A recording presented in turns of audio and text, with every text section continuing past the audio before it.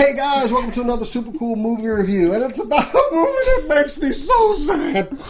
Oh man. That's right, everyone. We're going to be talking about Infinity War today. Nothing matters. We're all gonna die. You're gonna die. I'm gonna... that dog over there, your fish.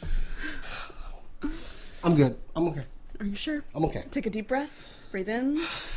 That's out, All but right. close enough. So, anyway, first off, Marvel Avengers Infinity War is a great and just well put together movie. It is. From the cinematography of this film, from the music, the CGI even, like everything about this movie just kind of like blended together in this perfect harmony. The Russo brothers outdid themselves on this movie. I mean, we've seen their work with Winter Soldier, of course, and it was great.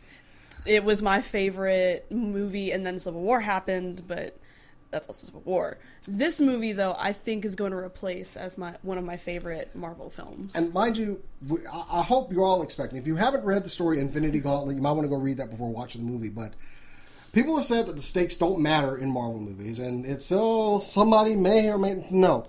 The stakes are really high in this one, and you feel that from the first moment, that first shot into the film. You can already feel the stakes are going to be really high.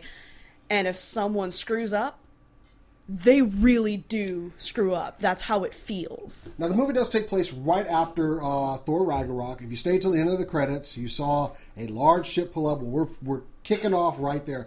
And I think that's one of the beauties of the Marvel movies that I really like is I know what happened before. There's no need to fill me in.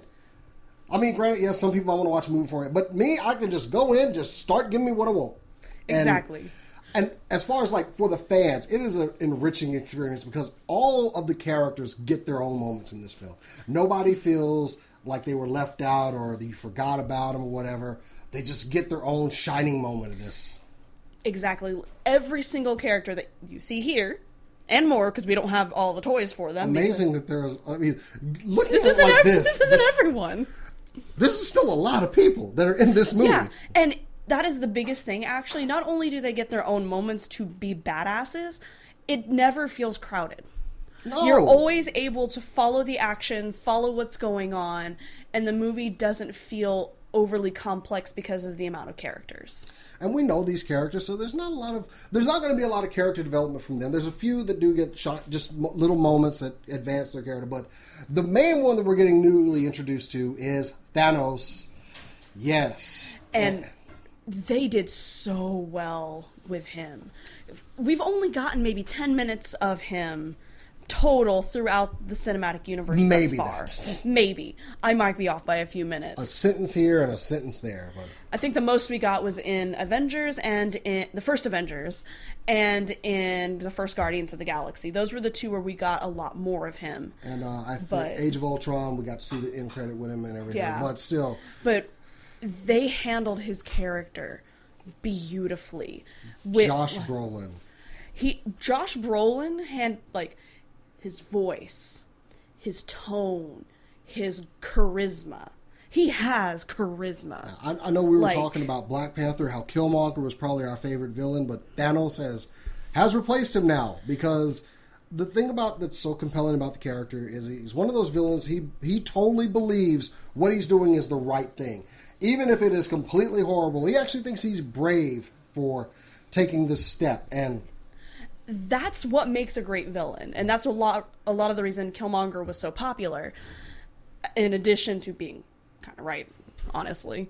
But a villain who believes he is not the villain, he or she is not the villain, that what they are doing is the just thing to do, that makes them dangerous, because they really will do anything they can to make that a reality. I think some of my favorite moments were some characters who didn't know each other were just now being introduced to each other. Oh, God.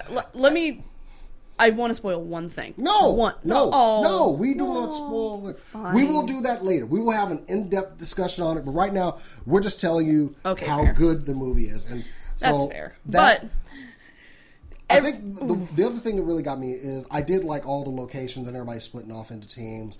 Even though some people say, oh, why are we naming this across the screen? Because we're trying to tell you where they are. Stop complaining about text on screen. Yeah, it wasn't even that distracting. No, it's not. Mostly because I was curious about how you spelled that. But as far as the mood of this movie, it hits all of the emotions. When it is funny, when it's funny, we're at a 7 to 10 on the funny. When we're at tragic, we're at a 7 to 10 on the tragic. When it's a good moment, we'll feel good, and then it'll be dashed all of a sudden with crippling sadness. Just curl up in the fetal position. We can't discuss it with you right now because I will be spoilers. Just curl up in the fetal position until the feels stop. So, pretty much. But the humor in this movie, like, I know you were talking about how, like, everything is at, like, a 7 or a 10. They handled the humor in this movie very well. They balanced humor and drama and, like, all of the feelings that you should have in a movie were balanced perfectly. It was in perfect sync. It was almost like watching a dance. That's how beautifully everything flowed together. Yeah. And this might be a strong opinion for me. It's close to a perfect movie for me. But mind you, let's get to this part. You're not going to leave happy. You will not leave happy from this movie. I hope you weren't expecting to. This is a different Marvel experience. You have not seen a movie like this in the Marvel Universe as of yet, so that alone makes it one of my favorites now. You will leave happy in the sense that you have watched 10 years of Marvel and it led to this and it didn't disappoint you. So the content, though. No. This is the last we're going to see for a year because we do have Ant-Man and Wasp. We're not exactly sure what timeline it takes in. I think it's supposed to take place pretty much simultaneously with Infinity War, so it's probably could be a good tie-in.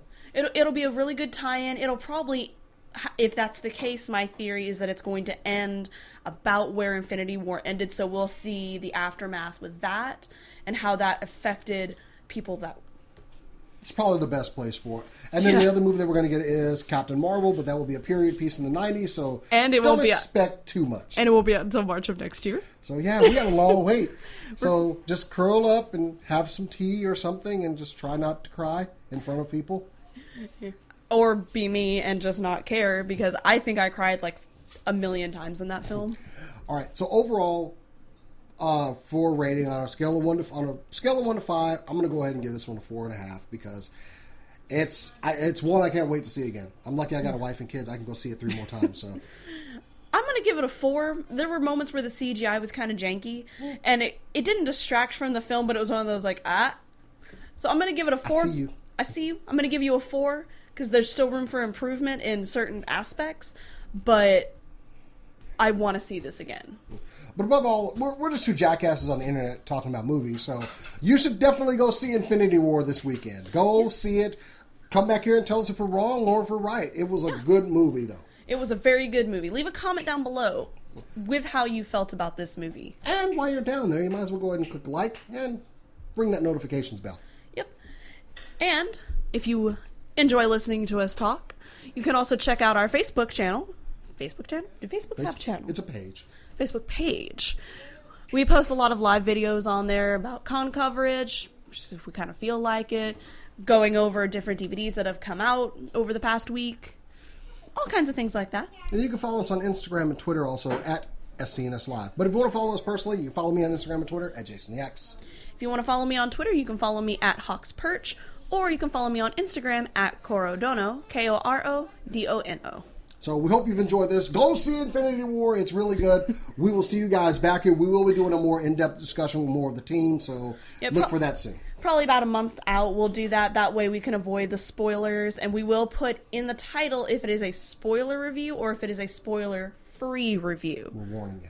Right. We want to make sure that we don't unintentionally ruin a movie or a piece of media for someone else. So, anyway, guys, that's it for us. Do all that stuff we told you before, and also... keep on nerding.